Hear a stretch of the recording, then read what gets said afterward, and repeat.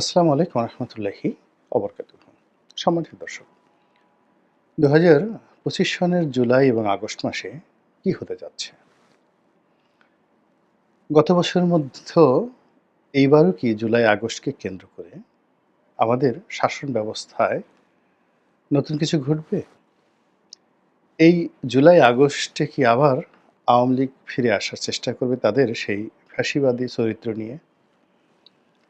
এই সময়টিতে দিল্লি কিংবা আমেরিকা বাংলাদেশ শাসন ব্যবস্থায় তারা নতুন করে নাক গলাবে? বাংলাদেশ যেভাবে পাকিস্তানের সঙ্গে এবং চীনের সঙ্গে নতুন একটা বন্ধুত্ব গড়ে তোলার চেষ্টা করছে, সেটা কি সফল হবে?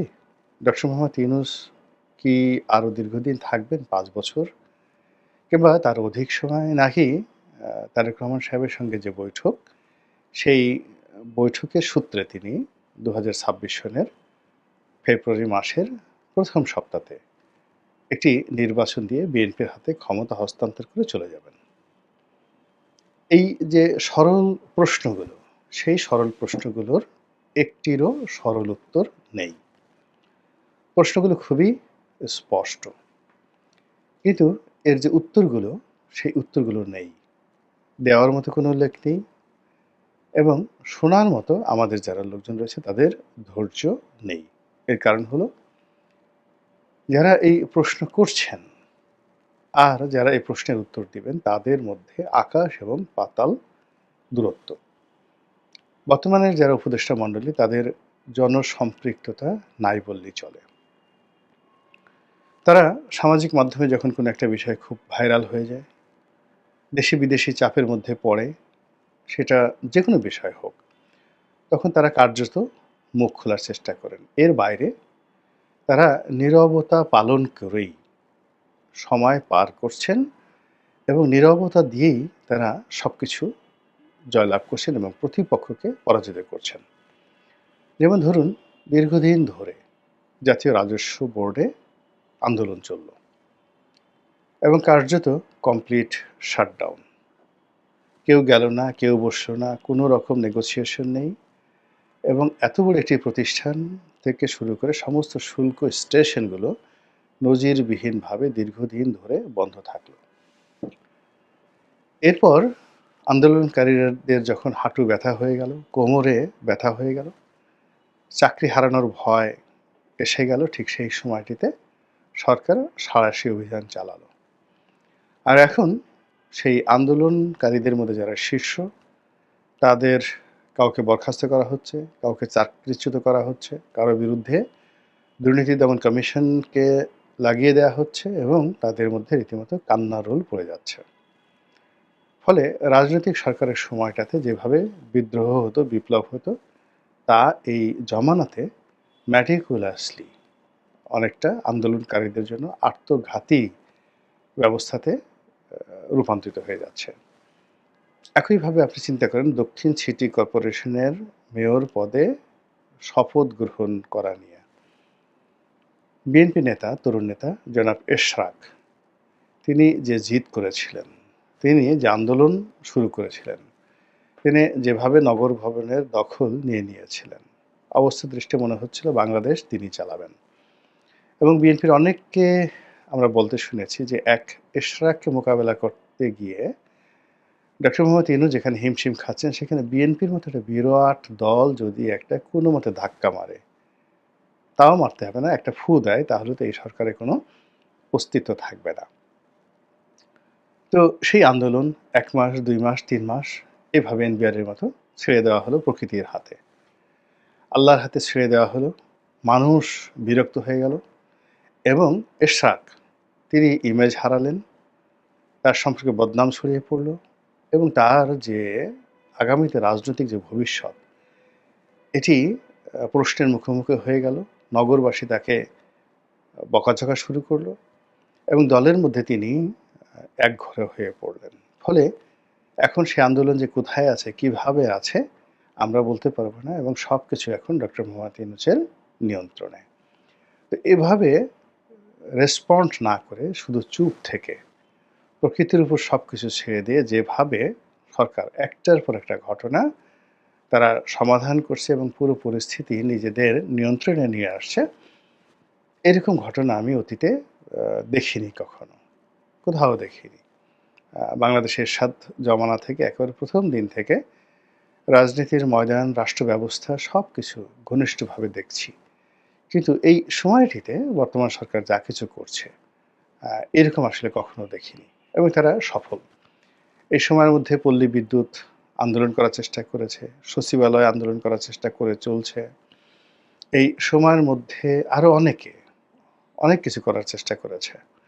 এই সময়ের মধ্যে সবচেয়ে বেশি সরকারের সফলতা হলো যারা উর্দিধারী, মানে সামরিক বাহিনী। তো সামরিক বাহিনীর ভয়ে মূলত আমাদের সব সরকার তটস্থ থাকতো। শেখ হাসিনা তাদেরকে তোষণ করার জন্য যা দরকার সবই দিয়েছেন। তারপর প্রেসিডেন্ট জিয়া তো প্রাণ হারালেন, প্রেসিডেন্ট বঙ্গবন্ধু প্রাণ হারালেন, মোশতাক জেলে গেলেন, আমাদের দেশে 1/11 হলো, তারেক রহমান সাহেবের পিঠের যে মেরুদণ্ড ভেঙে চুরমার হয়ে গেল, তাকে একেবারে ফ্যানের সাথে 2 হাত বেঁধে টেনে বেদম প্রহার করা হলো। এ সব কিছুর পেছনে সেনাবাহিনীর গুরুত্বপূর্ণ ভূমিকা ছিল, কিন্তু সেটি নিয়ে প্রশ্ন করার মতো সাহস আমাদের কারো ছিল না। এবং এই বিপ্লবের পরে আমরা যারা জেনারেল ওয়াকারুজ্জামান, ক্যান্টনমেন্ট, নৌবাহিনী, বিমান বাহিনী, তাদেরকে সমস্ত শক্তির আধার মনে করতাম এবং মনে করতাম যে ডক্টর মোহাম্মদ ইউনূসকে জাস্ট একটা তুড়ি দিয়ে তারা ক্ষমতা থেকে সরিয়ে ফেলতে পারে। কিন্তু এখানেও সেই এনবিআর এর মতো অন্যান্য জায়গার মতো ডক্টর মোহাম্মদ ইউনূস এবং তার সঙ্গী সাথী যারা আছেন তারা ভীষণ রকম চুপচাপ থেকেছেন, কথা বলেছেন খুব কম, আর তারা তাদের কাজকর্ম করে গেছেন এবং সংঘাত এড়িয়ে গেছেন। এবং সংঘাত এড়াতে এড়াতে আজকের এই দিনে অর্থাৎ 2025 সনের জুলাই মাসে সরকারের অবস্থাটা এমন একটা পর্যায়ে চলে এসেছে যে সেনাবাহিনীর পক্ষ থেকে সরকারের উপর খবরদারি করা হবে, সরকারের কোনো একটা কাজে বাধা তৈরি করা হবে, এরকম কোনো একটা সংঘাত বা এরকম একটা কনফ্লিক্ট অফ ইন্টারেস্ট, এগুলোর কোনো লক্ষণ দেখা যাচ্ছে না। বরং আমাদের যে গত ঈদুল ফিতরের পরে ঈদুল আজহা গেল, তো সেখানে সেনাপ্রধান সস্ত্রীক এসে তিনি ডক্টর মোহাম্মদ ইউনূসের সঙ্গে দেখা করলেন। তারপর তিনি বঙ্গভবনে গেলেন, শাহাবুদ্দিন চুপ্পু সাহেবের সঙ্গে দেখা করলেন, একটা সৌজন্য সাক্ষাৎ এই পর্যন্ত। আমরা যেভাবে সরকারের যে নিরাপত্তা উপদেষ্টা খলিলুর রহমানকে নিয়ে ভীত সন্ত্রস্ত হয়ে পড়েছিলাম, যারা কন্টেন্ট তৈরি করেন সরকারের বিপক্ষে, তারা সবাই বলছিলেন যে খলিলুর রহমান সেই সেনাবাহিনীর সঙ্গে টেক্কা দিয়ে 1 মিনিট টিকতে পারবেন না। তিনি সেই পার্সোনা নন গ্রাটা, অর্থাৎ তাকে ক্যান্টনমেন্টে ঢুকতে দেওয়া হচ্ছে না এবং তার মতো একজন আমেরিকান লবিস্টের লোককে ডক্টর মোহাম্মদ ইউনূস নিরাপত্তা উপদেষ্টা হিসেবে নিয়োগ দিয়ে যে অন্যায় করেছেন, তার ফল তাদেরকে ভোগ করতে হবে। এবং মধ্যে তো এমন একটা পরিস্থিতি তৈরি হয়েছিল যে ক্যান্টনমেন্টের যে মনোভাব, সেই মনোভাবের সঙ্গে তাল মিলিয়ে বাংলাদেশের প্রধান রাজনৈতিক দল বিএনপি, সেই বিএনপি খলিলুর রহমান সাহেবের পদত্যাগ চেয়ে বসলেন এবং সঙ্গে সঙ্গে আরও কয়েকজন উপদেষ্টার পদত্যাগ চেয়ে বসলেন। এখানেও সরকার খুব নীরব ভূমিকা পালন করলেন এবং ধীরে ধীরে দেখা গেল যে সমস্ত কাজই তারা খলিলুর রহমান সাহেবকে দিয়ে করাচ্ছেন। তারেক রহমান সাহেবের সঙ্গে ডক্টর মোহাম্মদ ইউনূসের বৈঠক হবে, সেখানে টোটাল বৈঠকের যে আয়োজন কে করছেন? খলিলুর রহমান। তারেক রহমান সাহেবকে অভ্যর্থনা জানানো, হোটেলের ভিতরে ইউনূস সাহেবের সামনে নেওয়া, আবার সেখান থেকে বৈঠক শেষে ইউনূস সরকারের পক্ষ থেকে তিনি অর্থাৎ খলিলুর রহমান এবং তারেক রহমান সাহেবের পক্ষ থেকে আমির খসরু মাহমুদ চৌধুরী যৌথ সংবাদ সম্মেলন করলেন। ফলে কি হলো? বিএনপি ডক্টর খলিলুর রহমান সম্পর্কে একটা রীতিমতো রাম ধরা খেলেন। এখন আপনারা সবাই জানেন যে সরকার আমাদের দেশে যারা আছে, আমরা আমাদের সেনাবাহিনীর ব্যবহার করার জন্য যে আর্মস অ্যান্ড অ্যামুনিশন কিনি, তার একটা বিরাট অংশ চীন থেকে আসে। তো আওয়ামী লীগ জামানাতে কিছু গোলাবারুদ অস্ত্র ভারত থেকে আসতো, কিন্তু সেটা এখনো পর্যন্ত চীনের পর্যায়ে নয়।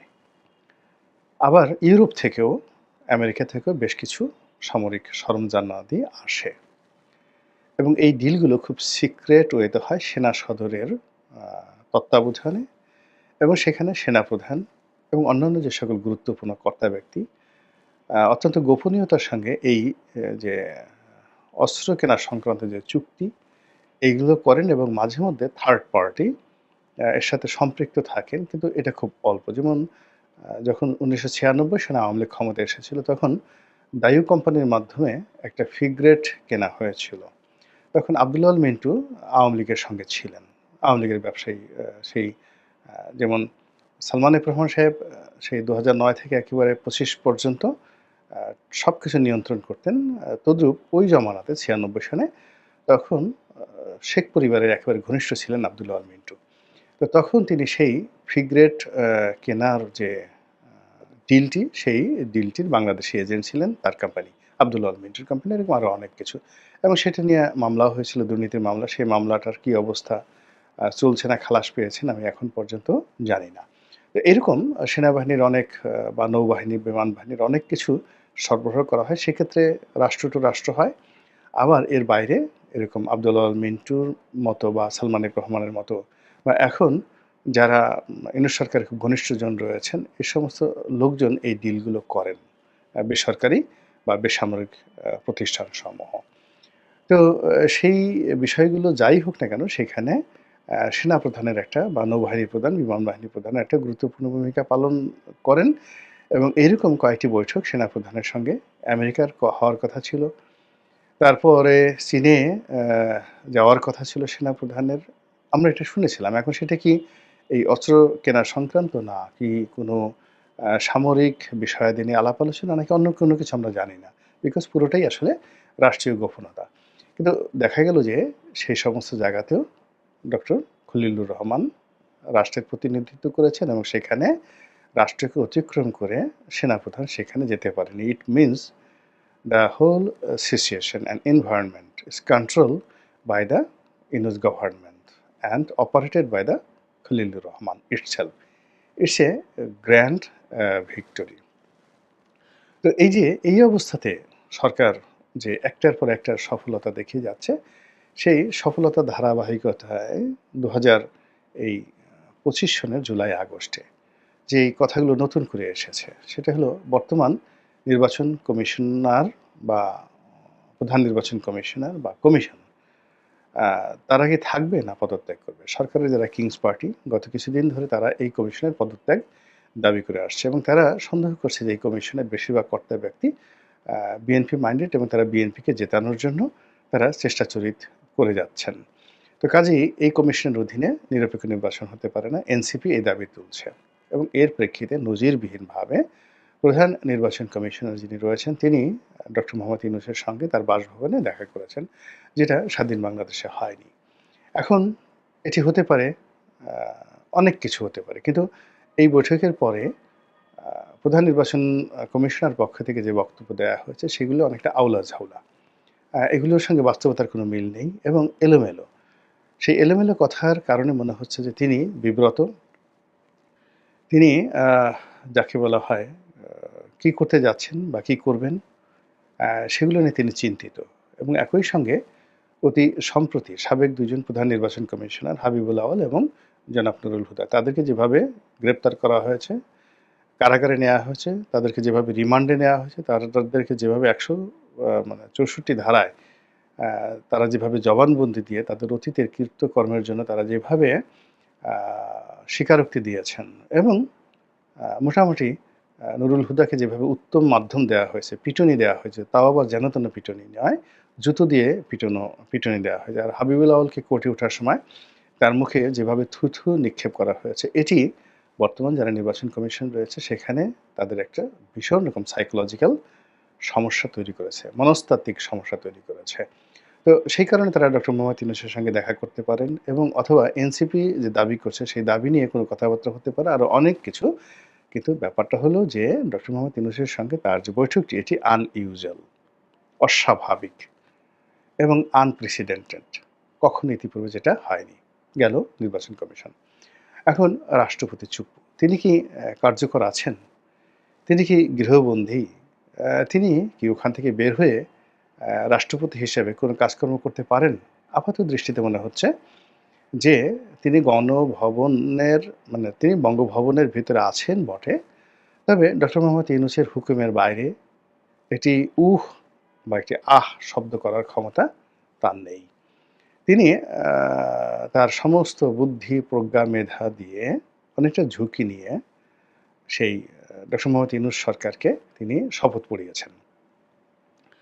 তিনি যদি বলতেন যে আমি শপথ পড়াবো না, অথবা তিনি যদি প্যাঁচ লাগাতে চাইতেন, অনেকভাবে প্যাঁচ লাগাতে পারতেন। আমি যতটুকু জানি যে সুপ্রিম কোর্টের যে রেফারেন্সটির সূত্রে ডক্টর মোহাম্মদ ইউনূসকে এবং তার সরকারকে রাষ্ট্রপতি শপথ বাক্য পাঠিয়ে মানে পড়িয়েছেন, সেই বুদ্ধিটি রাষ্ট্রপতি দিয়েছেন ১০৬ ধারা অনুযায়ী সুপ্রিম কোর্টের রেফারেন্স আনা, এবং এই পুরো কাজটি রাষ্ট্রপতি করেছেন এবং যাতে এই বিপ্লবটি সফল হয়। কিন্তু সেই রাষ্ট্রপতিকে শপথ গ্রহণ করার পর থেকে তারা সাহায্য করেনি, সহযোগিতা করেনি, বরং তাকে শেখ হাসিনার দস্যুর রূপে, আওয়ামী লীগের দস্যুর রূপে টেনে হেঁচড়ে সেখান থেকে নামানোর জন্য যে গত ১ বছর প্রচেষ্টা চলছে, সেই প্রচেষ্টার কবলে পড়ে রাষ্ট্রপতি ওখানে বসে যে গুমরে, গুমরে কাঁদছেন। তার কাছে মনে হচ্ছে এর চাইতে মরে যাওয়াটা তার জন্য সম্মানজনক এবং নিরাপদ। তো এরকম যখন চলছে ১১ মাসের মাথায় এসে আবার সেই গণভবন যেভাবে ভাঙচুর করা হয়েছিল, আক্রমণ করা হয়েছিল, ওভাবে রাষ্ট্রপতি ভবন অর্থাৎ বঙ্গভবন আক্রমণের জন্য নানা মহল থেকে জোর দাবিল তোলা হচ্ছে এবং নানা রকম কথাবার্তা ছড়িয়ে ছিটিয়ে পড়ছে। এখন রাষ্ট্রপতির আলাদা গার্ড আছে, সেনাবাহিনী আছে, রাষ্ট্রযন্ত্র আছে। কিন্তু মবের কাছে তো আসলে গত ১১ মাসের সবকিছুই পরাজিত হয়েছে। মব যেভাবে চেয়েছে, মবক্রেসি যেভাবে চেয়েছে, ওভাবেই আসলে বাংলাদেশের রাজনৈতিক দলগুলো, রাজনৈতিক সিদ্ধান্তগুলো হয়েছে। তো সেই ক্ষেত্রে বঙ্গভবনকে নিয়ে যে মব তৈরির চেষ্টা চলছে, সেটির শেষ পরিণতি কোথায় যায় সেটাই দেখার বিষয়। আল্লাহ আমাদের সবাইকে হেদায়েত দান করুন এবং হেফাজত করুন। আসসালামু আলাইকুম ওয়া রাহমাতুল্লাহি ওয়া বারাকাতুহু।